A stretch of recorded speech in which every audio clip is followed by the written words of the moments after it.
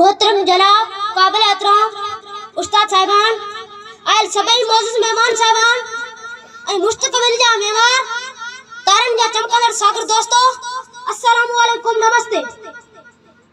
अज जे हम सुणे प्रोग्राम में और जियो जे बारे में पहले ख्यालन जो इज़हार करण चाहिए था वो मौजू है सिंध जी सकाफत। ए धरती तुझा दर्द खणी मां बस्ती बस्ती भटकियो हां। ए धरती तुझा दर्द खणी मां बस्ती बस्ती भटकियो हां। हिन कारण रातन मां जुगनू बनजी जरकियो हां। हर दिल में तुझो दर्द भरी मु जनता के जगायो मु जनता के जगायो।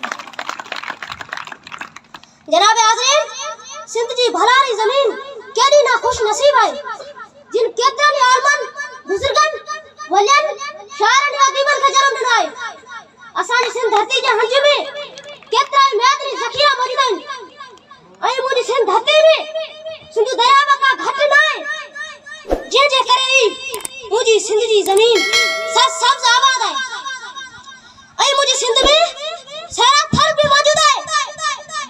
सारा थर दर्दन आई खूबसूरतन सा सिमाइल है। आई मुजी सिंध धरती में सारा थर जे हंज में कारूजर में मौजूद है।